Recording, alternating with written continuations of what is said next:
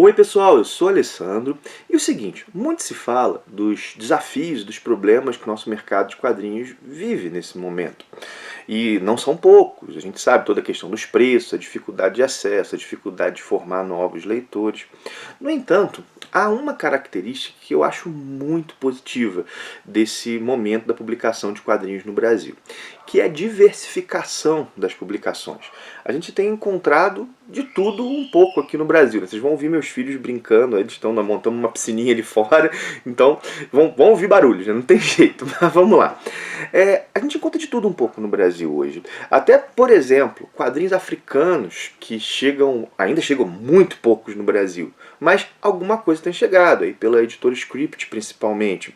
Mas muitos mangás, quadrinhos europeus ainda chegam, franco-belga, ainda chega uma pequena fração, mas isso tem aumentado. Os quadrinhos, por exemplo, Marvel e DC, antes a gente ficava na dúvida se sair uma série lá fora, se ela chegar aqui, agora a gente tem praticamente certeza. Bom, Bonelli nem se fala, isso que eu chamo de primavera Bonelli. Enfim, a gente vive um momento de diversificação do mercado. Isso pode ser uma característica positiva dentro de um contexto de fraqueza. Na verdade, às vezes uma busca de vender mais para menos gente. Enfim, não tenho condições de discutir isso. Mas é uma característica que, em si, eu aprecio. Então, a ideia desse vídeo é conversar com vocês sobre autores estrangeiros que ganharam espaço no nosso mercado recentemente. Vários nomes, alguns eram nomes que a gente já conhecia bastante aqui e, na verdade, ganharam mais espaço agora, com a sua obra autoral em alguns casos. Outros eram nomes que, pelo menos, não estavam no meu radar e eu creio que não estavam no leitor médio de quadrinhos. E hoje são nomes consolidados aqui. Escolhi, bom, são 10.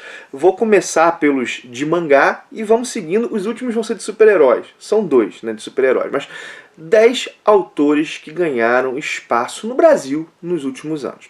Começar com Junji Ito, isso mesmo, esse mestre do horror, do terror japonês. Lembro que quando saiu Fragmentos do Horror pela Darkside, a galera vibrou e ficou assim na expectativa de que saísse mais coisa. Depois veio Uzumaki no selo Tsuru da Devir. Junji Ito já havia saído no Brasil, mas tinha muito tempo que não saía e não saíam muitas obras. Hoje, muito do que o cara produziu e produz está chegando. Tanto pela Devir, no selo Tsuru, quanto pela Pipoque Nankin. Pipoque Nankin publicou, por exemplo, Tomie, publicou Frankenstein. A Devir publicou, já disse, o Uzumaki, publicou também o Guio, não sei a pronúncia correta. Enfim, Junji Ito é um autor que chegou com força. Inclusive agora Pipoque Nankin, para esse ano de 2022, já anunciou 3 mangás desse autor. Ou seja, é um nome que está toda hora aparecendo. Antes, para certo nicho, claro, tudo para certo nicho é conhecido, mas dentro, quadrinho é um nicho, né? Nicho dentro do nicho. Agora, esse espaço, né, onde o nome do Junji Ito é conhecido aumentou. Vamos lá, um outro também mangaka, que é o Jiro Taniguchi, que é outro que também é um grande mestre, também já tinha tido obras publicadas no Brasil e nos últimos tempos também veio ganhando espaço. A gente vê desde a publicação daquele álbum sobre o Museu do Louvre, que saiu pela Pipoque Nankin. Acho que foi o primeiro quadrinho assim, de um mangaka publicado pela Pipoque Nankin. E também depois veio O Homem que Passeia pela Devir, Gourmet Solitário pela Devir. A Pipoque Nankin agora está publicando obras mais antigas do Junji Ito. Perdão. Eu sempre misturo os dois, embora os dois não tenham nada a ver um com o outro. Do Jiro Taniguchi, publicando crônicas da Era de Gelo, e tem aí no horizonte publicação de mais coisas, né? E o Jiro Taniguchi é um cara que eu passei a gostar muito. Por exemplo, esse quadrinho recente lançado aqui no Brasil pela Devir, Zou no Inverno, que coisa bonita. Fico feliz de ver a obra dele chegando cada vez mais aqui. O último mangaka desses talvez seja o que teve menos coisa lançada no Brasil. Mas há um compromisso de lançar ao menos uma obra dele por ano, que é o Hiroshi Hirata, que começou aqui no Brasil, tá com a Pipoca em Nankin, Teve o Satsuma Gishiden lançado aqui, aquela obra monumental, né? Mas a Epoque Nankin começou com outro, que foi o Preço da Desonra. No ano de 2021 era para ter saído mais um, mas atrasou um pouco e em breve vai ser lançado. Mas é um autor ligado a essa temática de samurai e que faz isso com primor, com maestria. Gente, como é que é bom ler Hiroshi Hirata e como é que é legal ver esse nome sendo mais conhecido no nosso cenário de quadrinhos aqui, não só pela galera que curte mangá, que saca um pouco dos mangás mais clássicos, mas também de um público que não é um público tão de mangá. Enfim, comecei com esses três ligados ao quadrinho japonês. Vamos agora a três ligados ao quadrinho argentino. A gente tem vivido uma espécie de era de ouro da publicação de quadrinhos argentinos no Brasil. O primeiro que eu quero mencionar é um roteirista que eu gosto demais, que é o Carlos Trídio. O Carlos Trídio é tido aí como, depois do Osterheld, o maior roteirista dos quadrinhos argentinos. E ele, toda hora sai um quadrinho do Carlos Trídio pela Comic Zone. A Comic Zone tem se consolidado como uma casa do Carlos Trídio, mas não sai só pela Comic Zone. Tem quadrinho do Carlos Trídio aí para chegar pela Trem Fantasma. Sai quadrinho do Carlos Trídio também pela editora Lawrence, lá o Albar Maior. Aquilo é muito bom. E hoje, Carlos Trídio, gente, se eu te falasse Carlos Trídio 5 anos atrás, fizesse um vídeo, vamos falar sobre Carlos Trídio, quem conheceria Carlos Trídio? Claro, tem gente que conhecia, uma meia dúzia de pessoas, a galera que estava mais antenada nos quadrinhos argentinos. Mas a média do público leitor não sabia quem era. Boa parte da galera que está comprando um álbum da Comic Zone, ou comprando um álbum da Trem Fantasma, ou da Lawrence, não sabia quem era Carlos Trídio. E é um cara premiado, inclusive em Anguleme. E é muito bom vê-lo também com mais espaço no nosso país. Os outros dois, bom, Carlos Trídio foi o quarto. Agora o quinto e o sexto é pai e filho. É o Alberto Breccia e o Henrique Breccia. Lembro que o primeiro quadrinho do Henrique Breccia que eu li foi um quadrinho do Tex, o Capitão Jack. É um Tex gigante ilustrado por ele, que foi o roteiro foi do Tito Farati, e achei aquela arte deslumbrante. Mas a gente não via nem o Alberto Breccia, né, que é o pai, nem o Henrique Breccia sendo publicados aqui no Brasil. Agora, cada vez mais nós vemos. Temos aí o Eternauta, 1969. Bom, se eu for ficar citando aqui o que tem dos Breccia, é muita coisa. Temos aquela que é considerada a grande obra do Henrique Breccia, do filho. Saiu pela editora Trem Fantasma. Opa, agora está me fugindo o nome, né? Essa coisa de só fazer rápidas anotações aqui. Elcio Feneiro. Tava... assim, a grande obra do Henrique Breccia foi publicada aqui. Agora vamos ter o Alberto Breccia colorido, que era outra vez, que é roteiro do Carlos Trídio e desenhos do Alberto Breccia. E hoje o nome do Breccia já é um nome que tá, assim, é um nome que desenhado por Alberto Breccia, desenhado por Henrique Breccia. Muitos leitores de quadrinhos que não os conheciam, talvez hoje já comprem por serem obras desses autores. Então, também ganharam espaço. Então, assim, 3 dos argentinos. Vamos agora para 2 europeus. Um ligado ao mercado franco-belga e um ao mercado, assim, um italiano, né?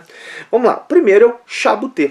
Também aí chegou aqui no Brasil pela Pipoca e Nanquim, saiu lá um pedaço de madeira e aço, Moby Dick. E a Pipoca e Nanquim também se vê publicando, tem o compromisso de publicar um Chabuté por ano. E é um autor que era um ilustre desconhecido aqui no Brasil. Talvez de todos esses que eu mencionei, o Chabuté fosse o menos conhecido. E hoje a galera celebra, pergunta para o Pipoca quando vai sair o próximo Chabuté. E é um cara que é realmente um mestre.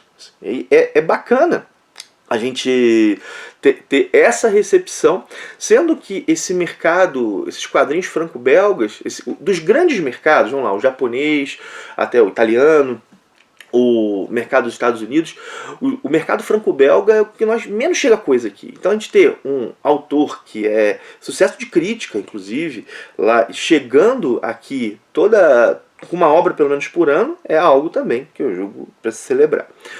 O outro é o Sérgio Top.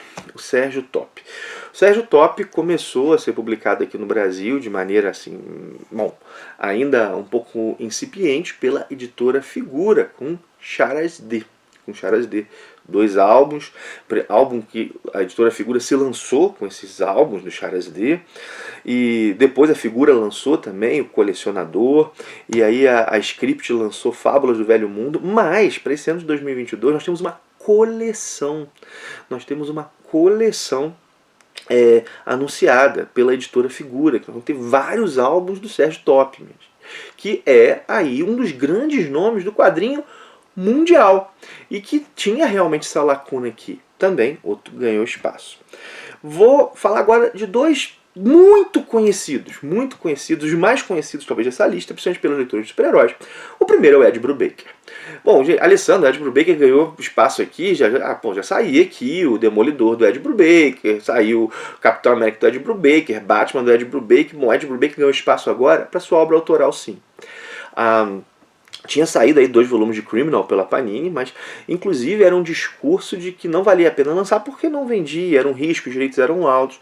Então a Mino foi lá e fechou um contrato de exclusividade com Ed Brubaker, tudo que ele produziu, seja com Sean Phillips, seja com outros desenhistas, tudo que ele produziu de maneira autoral, e que o que ele vier a produzir nos próximos 5 anos. Minha gente, temos tido Ed Brubaker praticamente todo mês com sua obra autoral. Começou aí com Pulp, Matar ou Morrer, agora é porque eu fico na cabeça dos Meus Heróis Morreram de Overdose, acho que Meus Heróis eram todos viciados. Enfim, e para esse ano aí, de 2022, vão ser 10 álbuns. Não dá pra não dizer que esse autor ganhou espaço, que esse autor ganhou muito espaço. E o último é um cara que marcou a história dos quadrinhos de super-heróis, que é o John Byrne.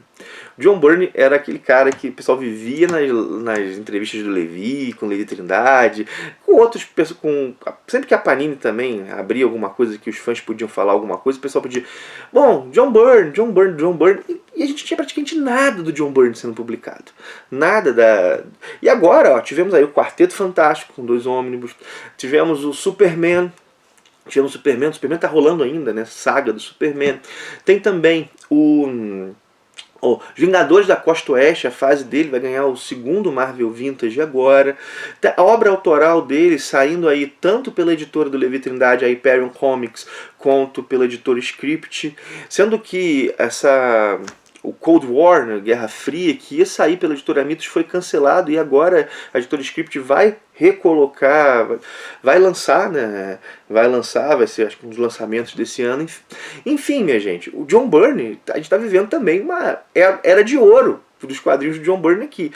Nós tivemos os quadrinhos de John Byrne lançados lá no formatinho, depois tivemos a tentativa de publicar o quarteto dele, os maiores clássicos do quarteto, isso foi abortado, não estava vendendo, e agora, nesses últimos 2 anos aí, 2021, 2022, na verdade começou lá no final de 2020, bom, agora tá saindo um monte de coisa.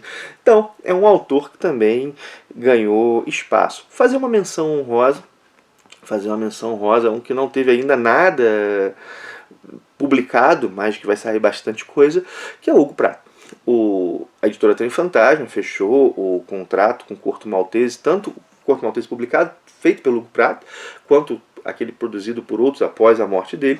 O primeiro já está para sair agora, mas o primeiro não é do Hugo Pratt. Mas ela vai publicar Corto Maltese inteiro, minha gente. Isso aí é uma menção mais do que honrosa.